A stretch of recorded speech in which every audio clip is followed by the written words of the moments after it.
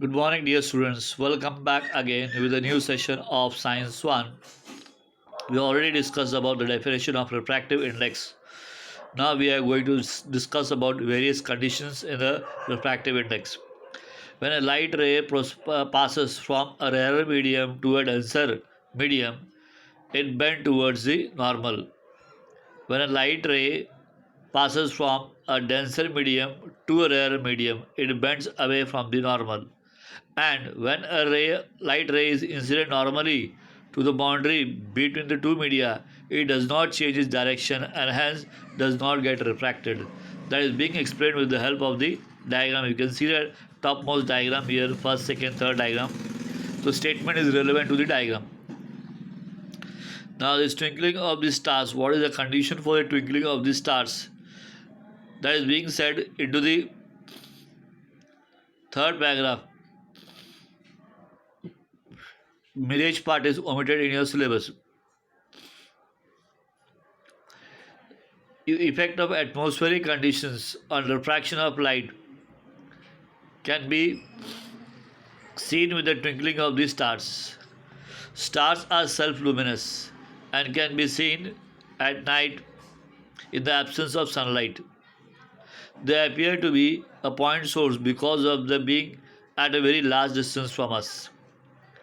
As the density of the air increases with lowering height above the surface of the earth, the refractive index increases. Starlight bent towards us travels from the rare medium to the denser medium and constantly bent towards the normal. This makes the stars appears to be higher in the sky as compared to the actual position as shown in the figure 6.6. So if you see the figure 6.6, as we move towards from star to the earth, then we are actually moving from rare medium to denser medium. Near the star, temperature is very low in the absence of sunlight, so that is called rarer medium. And as we move towards the earth, that is called denser medium. So as we move from rarer to denser medium, the rays of light move towards the normal, and therefore the apparent position of the stars appears to a very at a higher position than the actual position.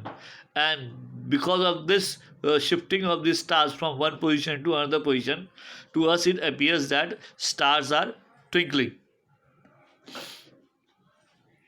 The apparent position of the star keeps changing a bit.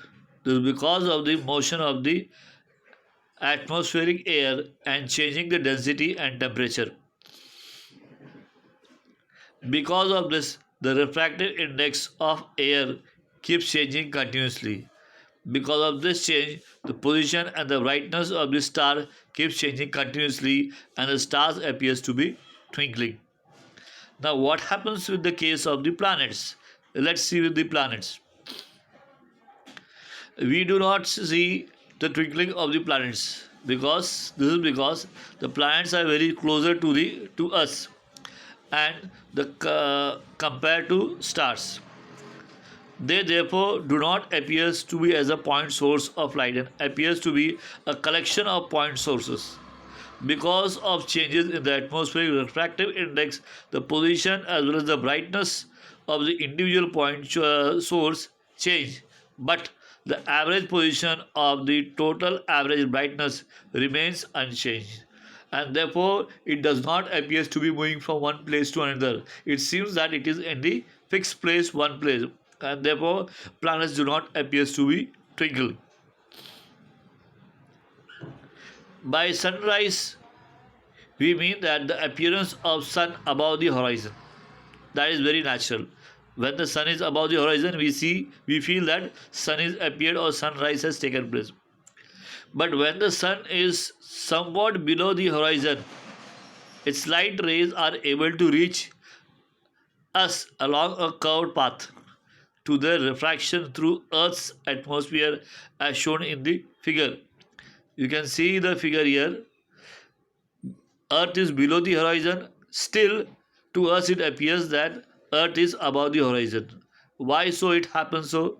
That is when the sun rays enters from the sun to the earth atmosphere, that is moving from rarer medium to denser medium, then the rays of light move towards the normal, and it appears to be that the position of the sun is above the horizon, and we feel that sunrise has taken place.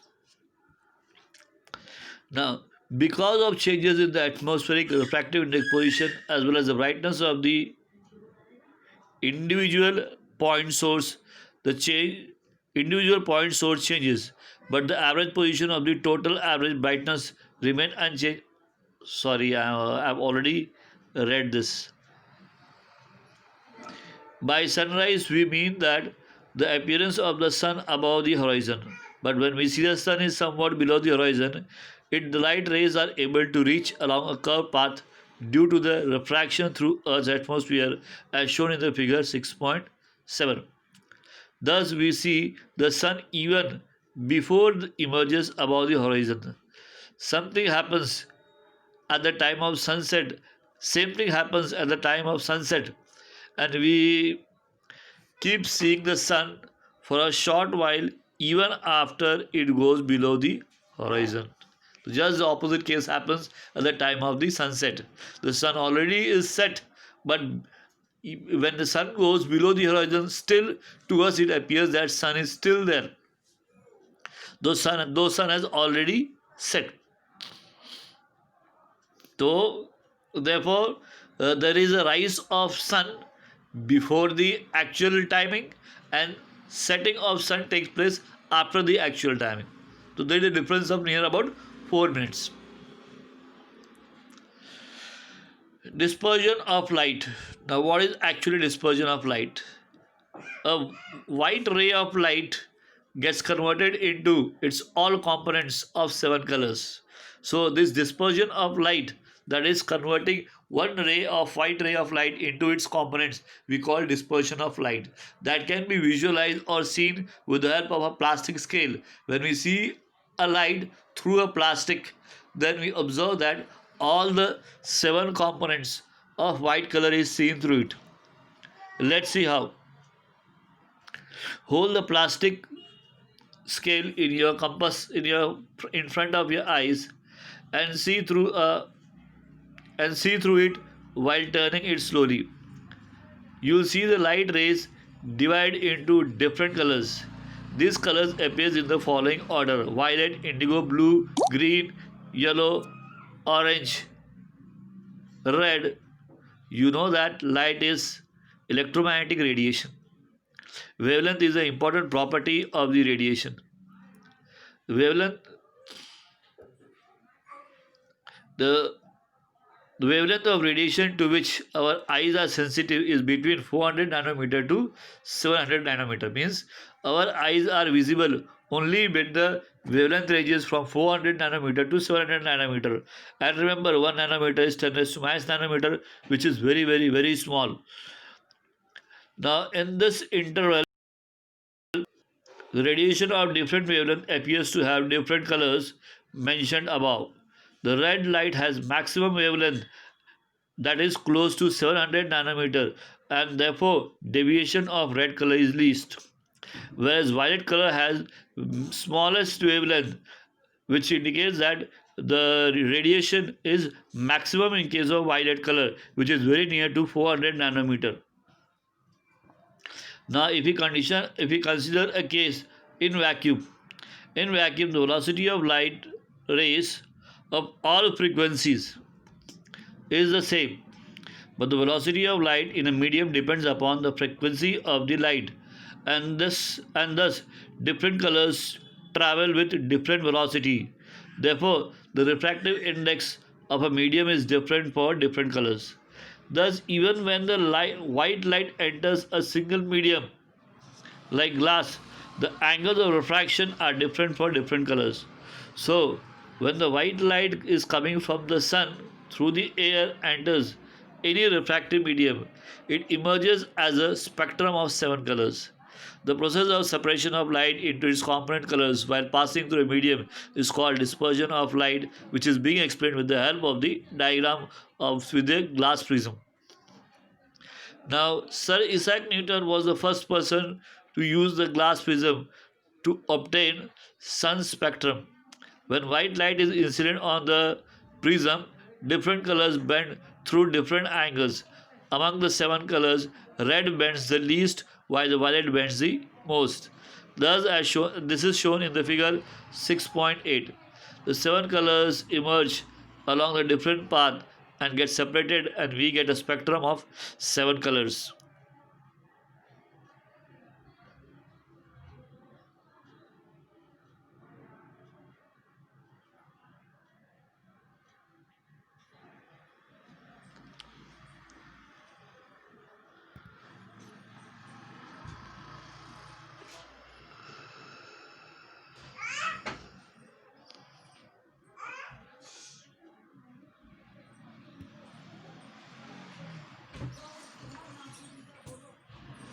हो गया.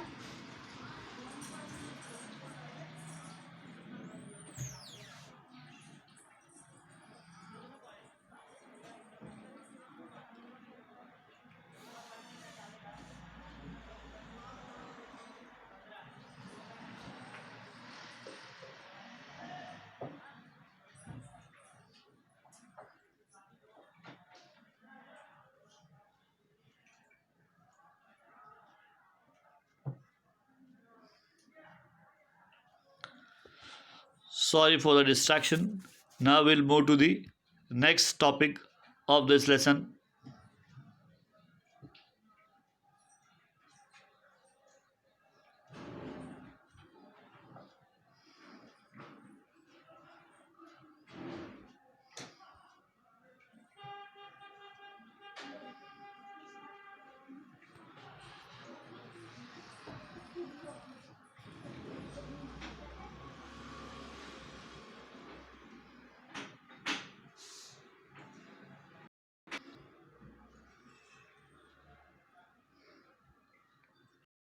Partial and total internal reflection. When a light enters a rarer medium from a denser medium, it gets partially reflected, that is, a part of the light gets reflected and comes back into a denser medium as per the law of reflection. This is called partial reflection. The rest of the light gets refracted and goes into the rare medium. Now this is being explained with the help of the diagram. You can see here blue color is given. Blue color indicates water. A source of light is under the water. And when we see vertically in the upward direction, there is no refraction of light taking place. Rays of light passes straight without any refraction. But as we tilt our side and move in a particular angle, now, as the angle of incidence changes, and therefore the angle of refraction also changes. Now, how is the relation? What is the relation between angle of incidence and angle of refraction when a ray of light is passing from denser medium to the rarer medium? As light is going from denser to rarer medium, it bends away from the normal. That is, the angle of incidence I is smaller than the angle of refraction R. This is shown on the left side of the figure 6.9. If we increase I, R will also increase. According to Snell's law, as the refractive index is constant for a particular value of I, the value of R becomes equals to 90 degree. This value is called as critical angle. For angles of incidence larger than the critical angle, the angle of refraction becomes larger than 90 degree. Thus, all the light gets reflected back into the denser medium. This is called as total internal reflection. We can determine the value of critical angle as follows. Now, for critical angle, refractive index of first medium with respect to second medium. Here, first medium is water and second medium is air. That is sin I upon sin R. So here, when sin R is or R is 90 degree, at that time, refractive index of first medium with respect to second medium, that is sin I, that becomes sin I, that is angle of incidence. So now this this diagram has explained us that for a particular value of I, r becomes 90 degree, and if we go on increasing the value of I, the angle of r also increases to more than 90, and the whole rays of light reflects back. When whole rays of light are reflect back into the water, that is called as total internal reflection. When part of the light is refracted, means part of the light goes into the another medium, that is when the angle of incidence is small. Now rainbow is one incidence where we can see the phenomena, three different phenomena in the same thing. Rainbow is a beautiful natural phenomena which is generally observed after the rainy season. It is the combined effect of number of natural processes. The effect of dispersion, refraction, and total internal reflection of light. It can be seen mainly after a rainfall. Small droplets of water act as a small prism. When light rays from the sun enter these droplets, it gets refracted, and dispersed. When there is internal reflection, as shown in the figure, after that, once the light gets refracted while coming out of the droplet, all these three processes together produce the rainbow. So, with the help of three natural processes, we can see the rainbow. You can see the diagram. One white ray of light is passing, refraction takes place, then dispersion of light takes place. Blue color and red color is there, between that seven colors being observed. Then total internal reflection take place, and all the seven color is observed outside the droplet of the water which is acting as a prism. Thus we can see a rainbow after the rainy season. Here we have completed this topic. Remaining next lesson we'll be discussing in the next video. I hope you have understood. I would suggest that whenever you go through this explanation, please be with the textbook so that you can understand the content very well. Till then, have a great day.